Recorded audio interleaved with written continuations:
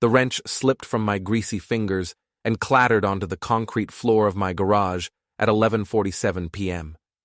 My phone had just buzzed with a message that would destroy my life as I knew it. Landed in Paris at the hotel. Will call soon.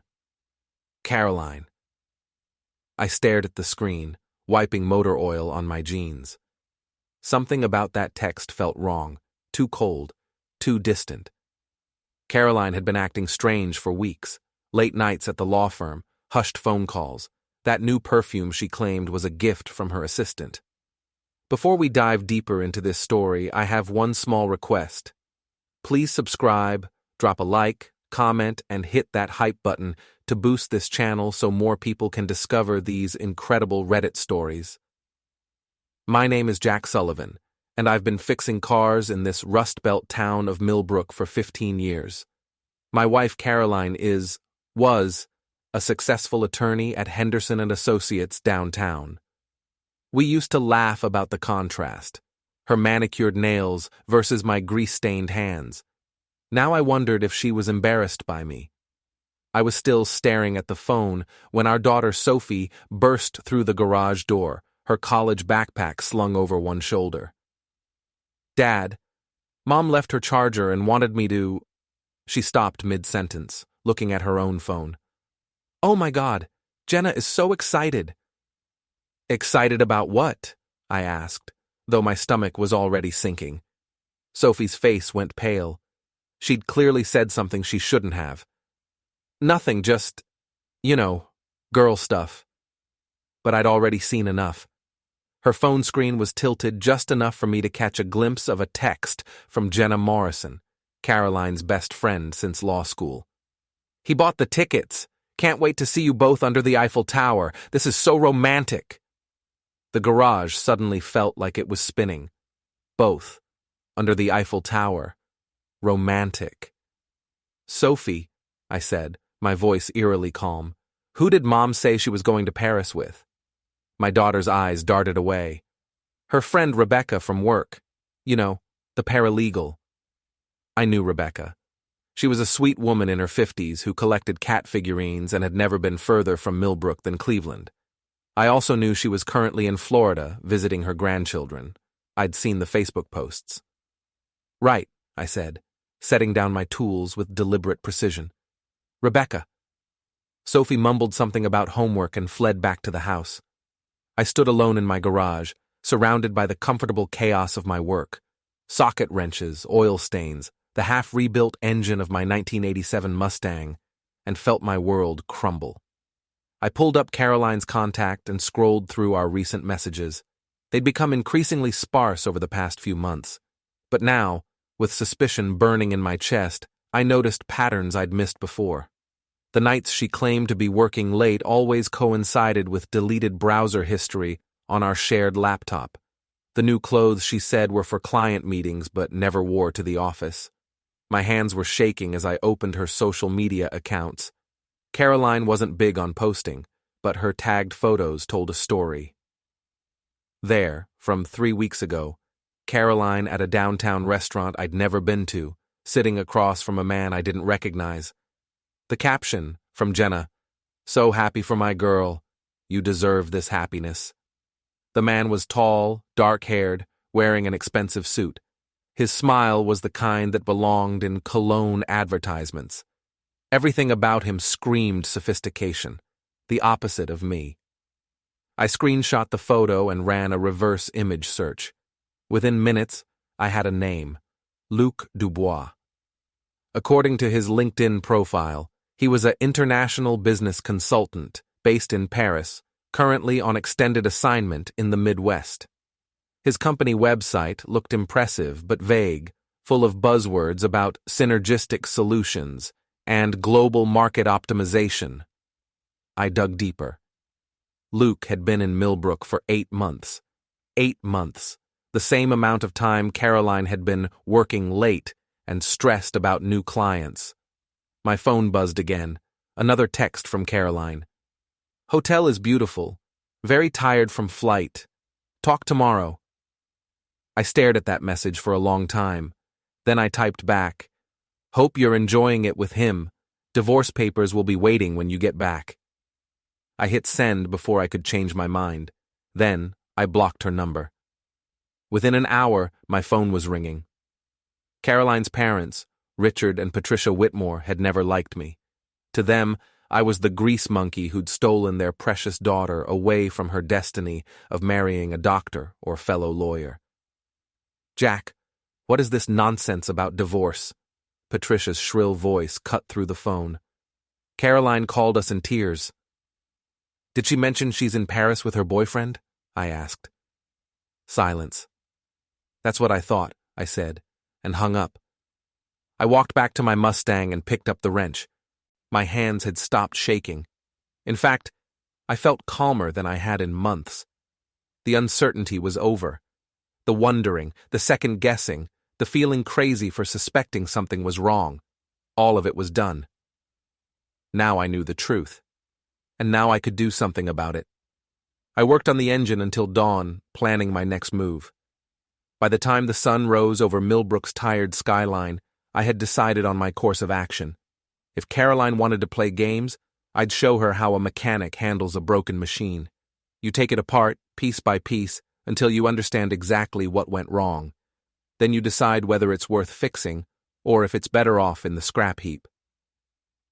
The Millbrook Airport was a small regional hub that mostly handled commuter flights and cargo, but it also served as a connection point for international travel, with daily flights to Chicago and New York that linked to destinations worldwide. I arrived at 6 a.m., when the overnight maintenance crews were finishing their shifts. I'd known most of these guys for years. We drank at the same bars, fixed each other's cars, complained about the same things. In a town like Millbrook, everybody knew everybody. "Hey, Jack," called out Pete Martinez, wiping hydraulic fluid from his hands. "What brings you out here so early?" "Caroline's flight to Paris yesterday," I said, keeping my voice casual. "She forgot to tell me the departure time. You wouldn't happen to know which flight connects through Chicago, would you?" Pete consulted his tablet.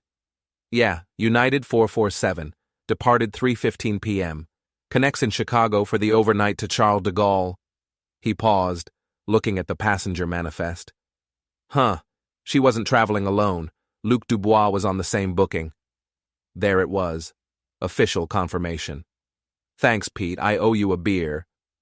"Everything okay, Jack? You look like hell." I managed a grim smile. "Just tired. You know how it is." But Pete had given me more than just confirmation. He'd given me Luc's full name as it appeared on legal documents, which meant I could find out everything else about him. I drove home and fired up my laptop. In the age of social media and public records, privacy was an illusion.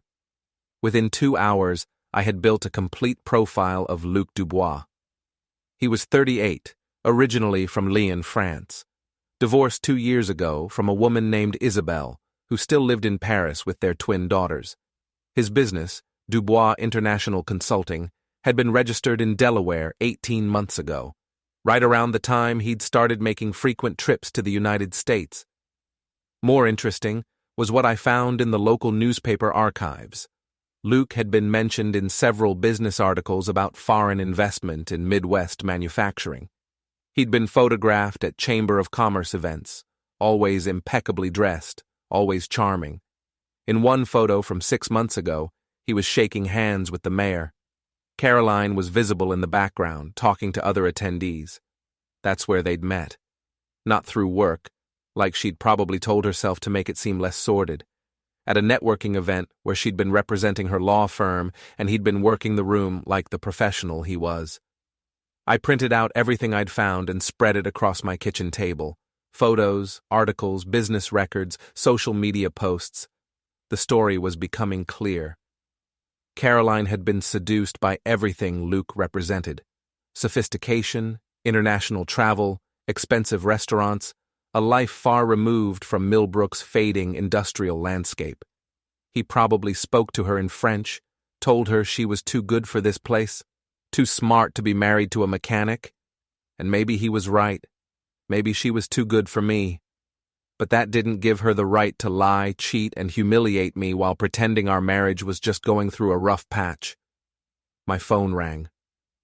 Sophie. Dad, I've been thinking about what happened last night. What about it? Maybe there's an explanation. Maybe it's not what you think. I looked at the evidence spread across my table. Flight records, photos, business documents. Sophie, your mother is in Paris with another man. She lied to both of us about it. What other explanation could there be? Silence on the other end. I know this is hard, I continued, but I need you to understand something. I'm not the villain here. I didn't break up our family. Your mother did that when she decided to have an affair. But Dad, no buts. I'm sorry you're caught in the middle of this, but I won't pretend everything is fine when it's not. After I hung up, I sat staring at Luc's business headshot. He had the kind of confident smile that came from never having to worry about mortgage payments or whether the car would start in the morning. The kind of smile that belonged to someone who saw the world as his personal playground. I wondered if Caroline had told him about me. Did he know she was married to a mechanic who worked 60-hour weeks to pay for her law school loans? Did he care? Probably not. Guys like Luc didn't think about the collateral damage they caused. They saw what they wanted and took it, consequences be damned. But I wasn't going to be collateral damage. I was going to be something much worse for them. I was going to be the reckoning they never saw coming. My phone buzzed with a text from an unknown number. Caroline must have borrowed someone's phone. Jack, please call me. We need to talk about this rationally.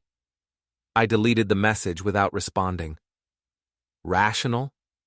She wanted to talk rationally after lying to my face and flying to Paris with her boyfriend? The time for rational conversation had passed. Now it was time for consequences.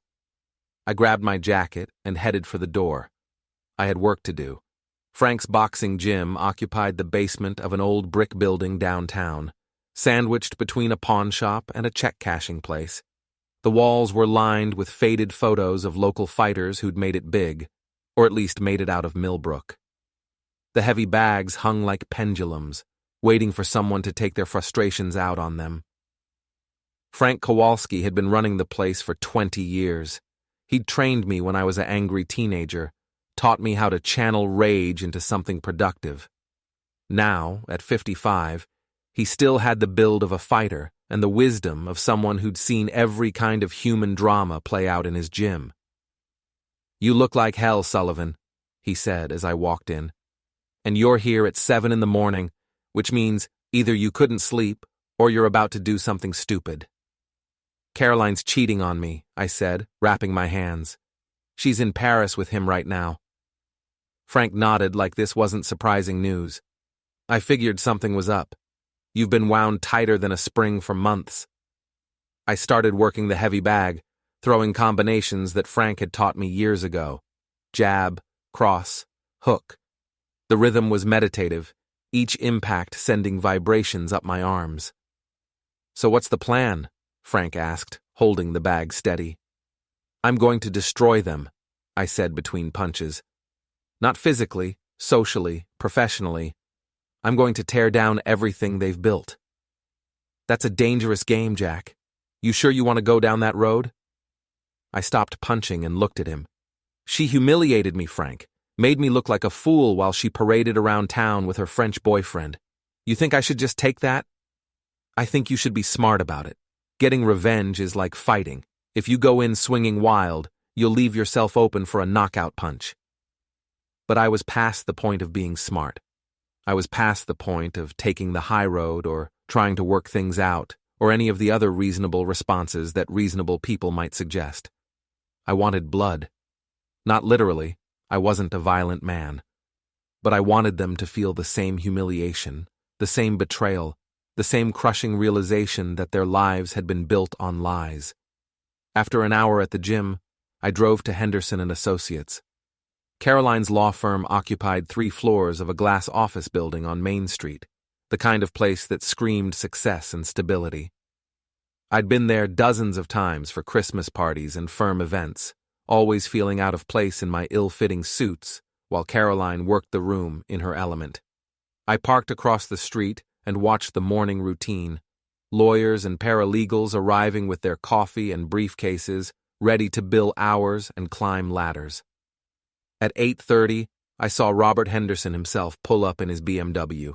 The founding partner was a man who valued reputation above all else. His firm's success depended on maintaining an image of professionalism and integrity. I wondered how he'd react when he learned one of his senior associates was having an affair with a foreign businessman while lying to her husband about business trips. I didn't have to wonder long. I had a plan for that too. But first, I needed to gather more evidence. Caroline would be back from Paris in 6 days, and I wanted to have everything ready for her return. Not just the divorce papers, though those were already in motion, but a complete dismantling of the life she'd built on deception. I drove to our house, a modest 2-story colonial that we'd bought when Sophie was born. Caroline had always complained it was too small, too suburban, too ordinary. She wanted something more impressive, more suited to her professional status. Now I understood why. She'd been comparing it to whatever fantasy life Luc had been selling her. The house felt different with her gone. Quieter, but also somehow lighter. I walked through the rooms, seeing them with new eyes. The expensive furniture Caroline had insisted on buying. The artwork that I'd never understood but had paid for anyway. The kitchen renovation that had put us $10,000 deeper in debt because Caroline wanted granite countertops like the other lawyers' wives had. All of it had been about image. About projecting success and sophistication, about proving she'd moved beyond her blue-collar husband's limitations. I went to our bedroom and opened Caroline's dresser. Hidden in the back of her jewelry drawer was a small key I'd seen her use occasionally but had never questioned. It opened a lockbox in our closet that I'd assumed contained important documents. I was right about the documents, just not the kind I'd expected. Inside the lockbox were printed emails between Caroline and Luc, dating back 8 months. Love letters, essentially, full of the kind of passionate language that Caroline had stopped using with me years ago. Plans for trips, discussions of their future together, complaints about her situation at home. There were also bank statements for an account I didn't know existed. Caroline had been moving money, small amounts, but regularly, into a separate account, building a nest egg for her new life, and there were photos, dozens of them. Caroline and Luc at restaurants, at his apartment, at weekend getaways I'd been told were work conferences. In many of the photos, Caroline was wearing jewelry I'd never seen before, expensive pieces that Luc had obviously given her. I sat on our bed, surrounded by evidence of my wife's double life, and felt something cold settle in my chest. This wasn't just an affair. This was a calculated exit strategy. Caroline had been planning to leave me for months, methodically building a new life while pretending our marriage was salvageable. The betrayal was complete. Not just sexual, not just emotional, but financial and strategic. She'd been using our joint resources to fund her escape while lying to my face about working late and attending conferences. I photographed everything with my phone, then carefully returned the items to their hiding place. Caroline would never know I'd found her secret stash until it was too late. My phone rang. Jenna Morrison, Caroline's best friend and obvious accomplice in this deception. "Jack, I heard about your text to Caroline. I think there's been a misunderstanding." "No misunderstanding, Jenna. I know about Luc. I know about Paris. I know about everything." Silence. "Caroline is devastated," she finally said. "She never meant for you to find out this way." "She never meant for me to find out at all," I replied. "There's a difference." "Jack, please, think about Sophie. Think about what this will do to her." "I am thinking about Sophie. I'm thinking about what it will do to her to learn that her mother is a liar and a cheat, but that's Caroline's fault, not mine." I hung up and immediately called my lawyer, Tom Bradley. Tom and I had gone to high school together. He'd gotten out of Millbrook for college and law school, then come back to help people like me navigate life's legal complications. "Jack, I heard through the grapevine that you might be needing my services, he said. In a town like Millbrook, news traveled fast, especially news as juicy as a prominent lawyer's marriage falling apart. I want to file for divorce immediately, I said, and I want to make sure Caroline doesn't get to take half of everything while she's building a new life with her boyfriend. That's going to be tricky.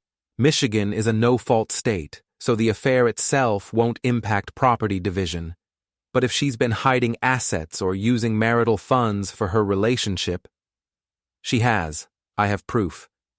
Then we might have some leverage. Can you come in this afternoon? After scheduling the appointment, I sat in my kitchen and planned my next moves. Caroline thought she was in control of this situation.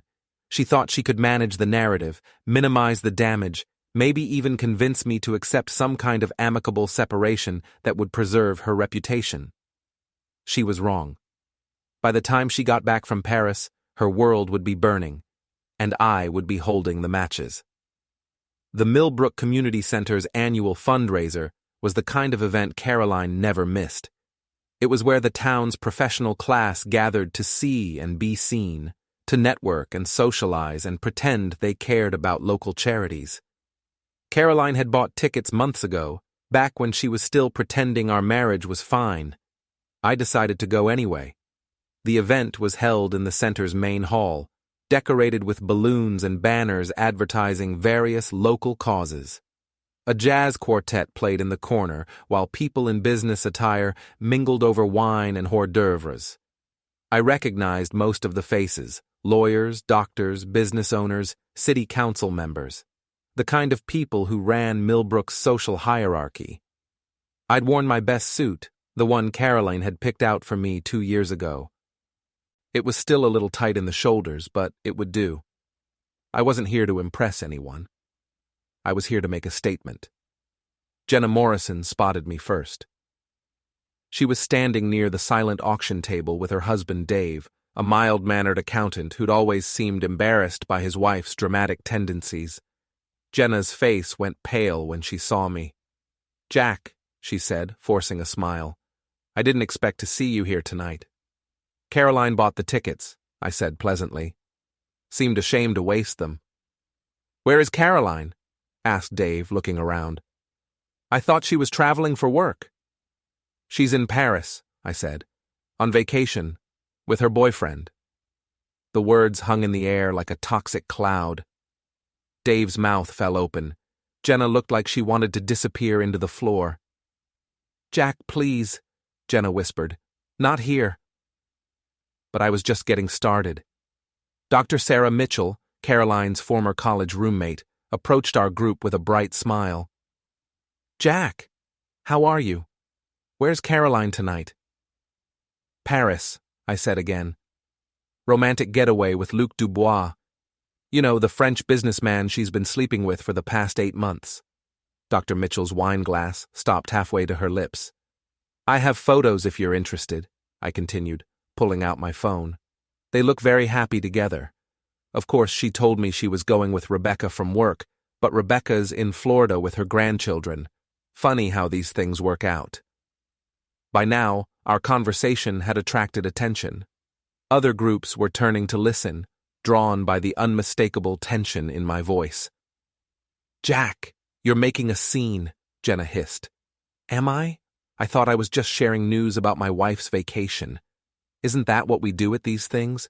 Share updates about our lives?" Robert Henderson, Caroline's boss, materialized beside me. He was a tall, silver-haired man who commanded respect in legal circles throughout the region. "Jack, perhaps we should talk privately," he said, placing a hand on my shoulder. "Why privately, Bob? Caroline certainly hasn't been private about her relationship with Luke. They've been seen together all over town. The Riverside restaurant, the Marriott downtown, that new wine bar on 5th Street. Very public romance." Henderson's face had gone rigid. I could see him calculating the potential damage to his firm's reputation. "In fact," I continued, "I'm surprised Caroline didn't mention her travel plans to you. Usually when senior associates take time off for personal trips, They clear it with the partners first.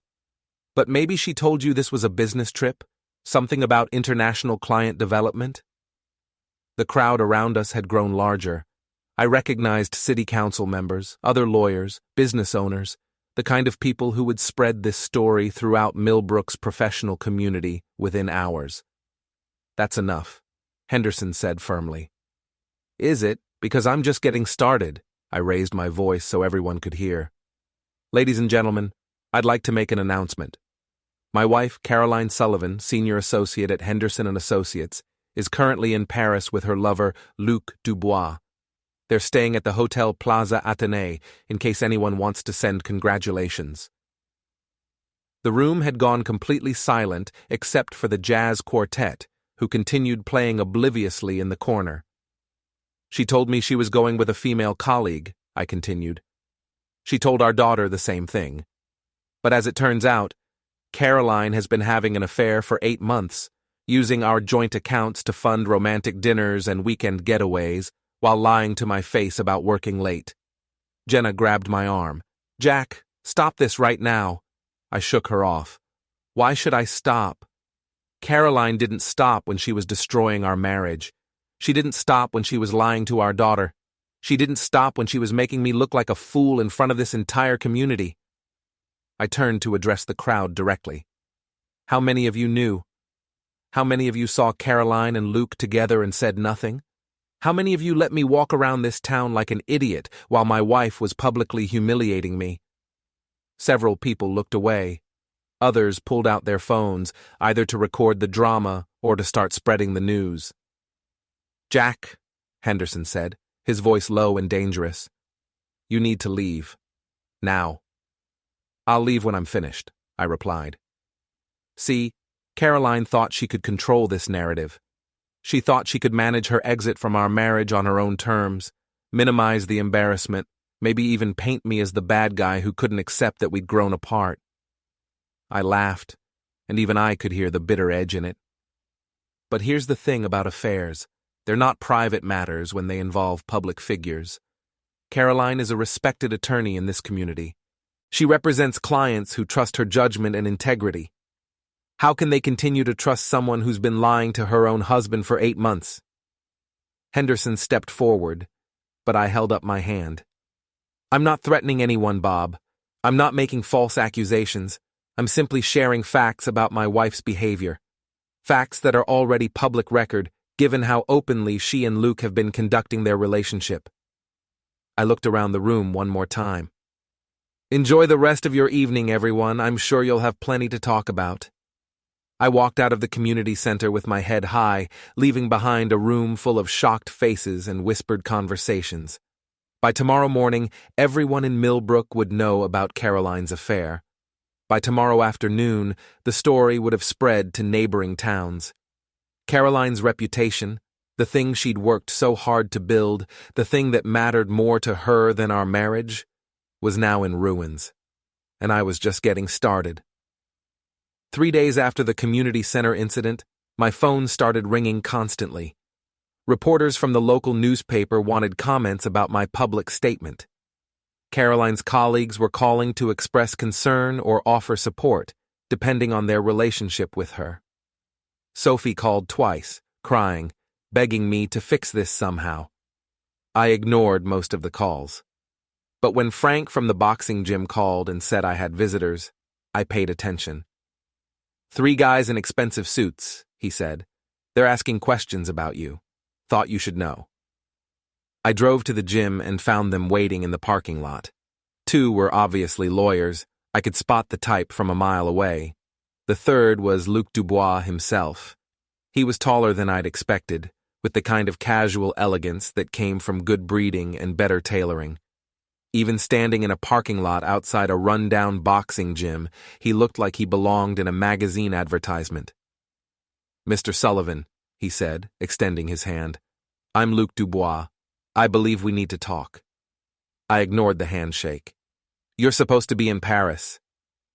We returned early, due to the circumstances. Of course they had. My public announcement had probably sent Caroline into panic mode. She'd have insisted they come back to manage the crisis. These are my attorneys, Luke continued, gesturing to his companions. We're here to discuss your recent outburst. My outburst? I laughed. Is that what we're calling it when someone tells the truth about his wife's affair? One of the lawyers stepped forward. Mr. Sullivan, your public statements have caused significant damage to our client's reputation and business interests. We're prepared to file defamation charges unless you issue a public retraction and apology. Defamation requires false statements, I said. Everything I said was true. You want to sue me for telling the truth? Your manner of disclosure was designed to cause maximum humiliation and professional damage, the second lawyer said. That constitutes intentional infliction of emotional distress. I looked at Luke. How's Caroline handling the emotional distress? Is she upset that her secret got out or upset that she got caught? Luke's composure cracked slightly. Caroline is devastated. She never intended for things to develop as they did.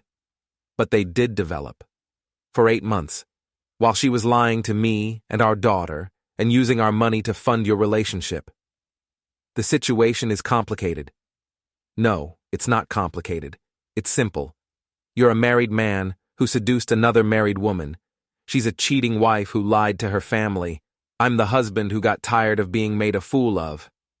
Frank emerged from the gym, probably sensing the tension in the parking lot. He was followed by several of his regulars, guys who'd known me for years, who'd heard about Caroline's betrayal through Millbrook's gossip network. Everything okay out here, Jack? Frank asked. The lawyers suddenly looked less confident. 3 men in expensive suits threatening a local mechanic in front of his friends wasn't good optics in a town like Millbrook. Just fine, Frank. These gentlemen were just leaving. Actually, Luke said, I was hoping we could speak privately, man to man. I considered this. Part of me was curious to hear what he had to say. Part of me wanted the satisfaction of telling him exactly what I thought of him to his face. Fine, but not here. We drove separately to Riverside Park, a small green space overlooking the Millbrook River. It was where Caroline and I had gotten engaged 15 years ago, back when we thought we had a future together. Luke parked his rental car, a sleek BMW that probably cost more than I made in 6 months, and walked over to where I was standing by the river. I want you to know, he said, that I never intended to break up your marriage. What did you intend? He was quiet for a moment, watching the water flow past. Caroline is an extraordinary woman, intelligent, ambitious, passionate about her work. When I met her, she seemed unfulfilled. Unfulfilled. She spoke often about feeling trapped, about having settled for less than she deserved.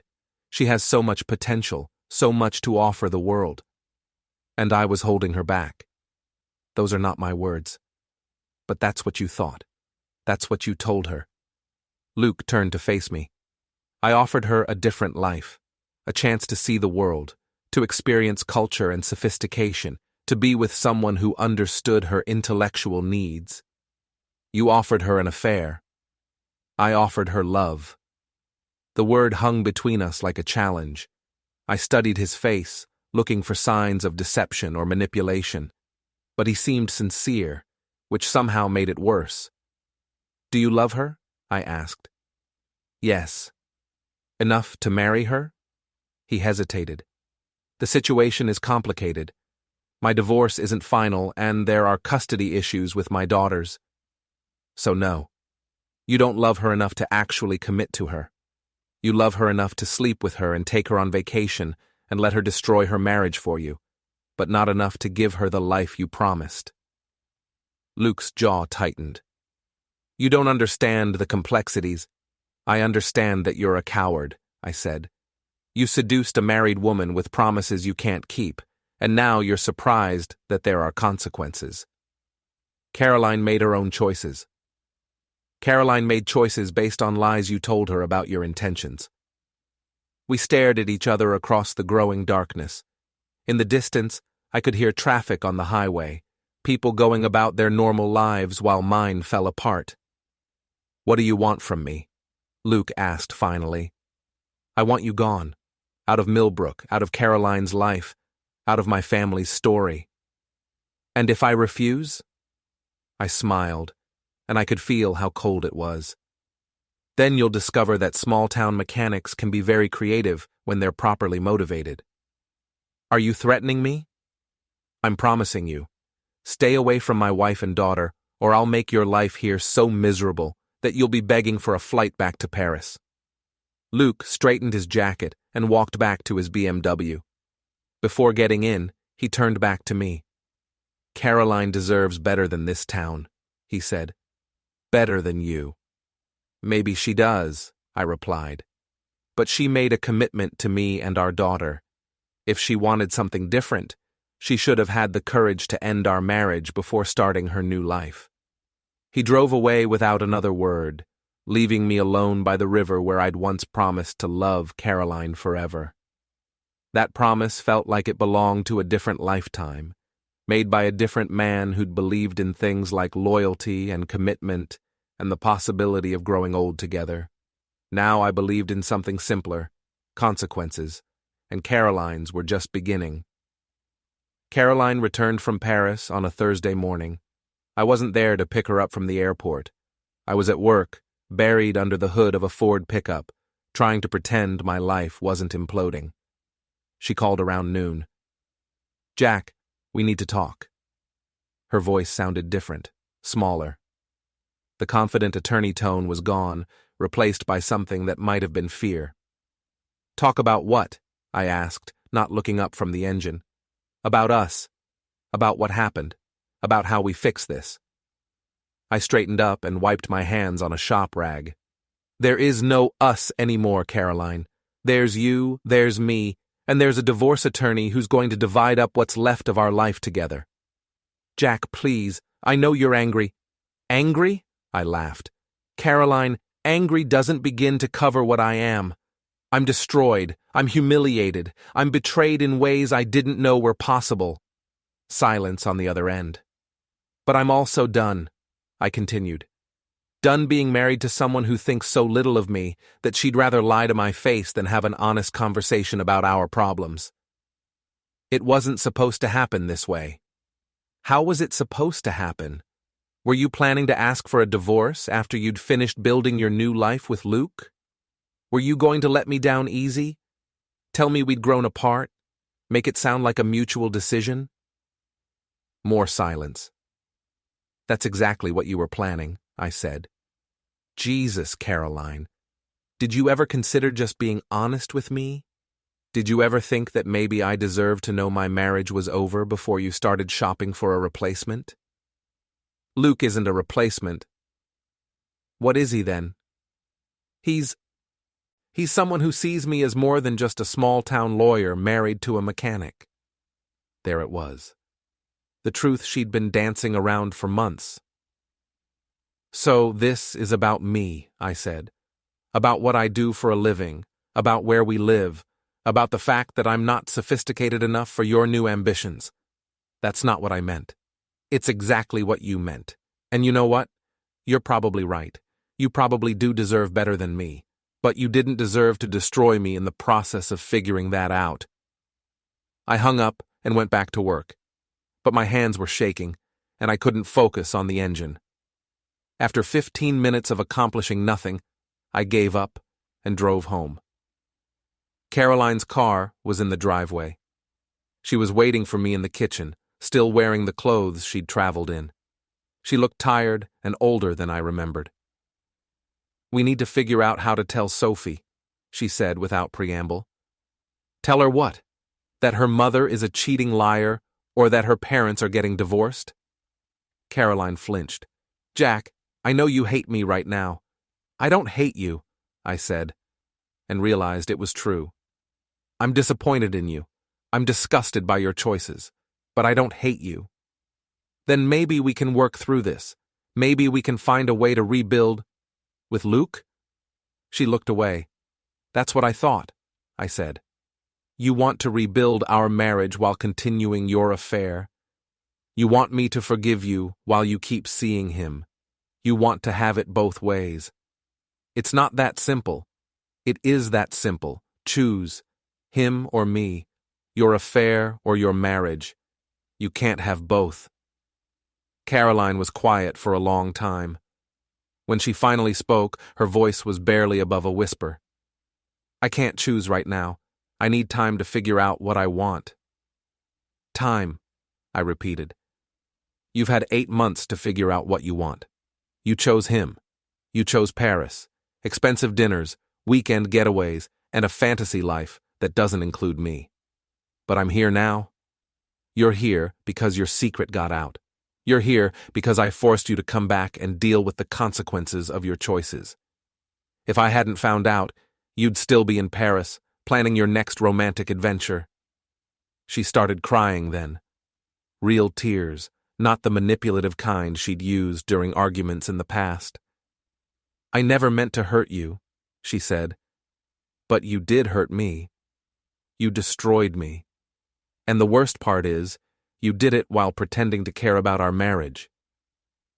I sat down across from her at the kitchen table, where we'd shared thousands of meals, where we'd helped Sophie with homework, where we'd made plans for a future that would never happen. I've filed for divorce, I said. Tom Bradley is handling it. You'll be served with papers tomorrow. Caroline's tears stopped.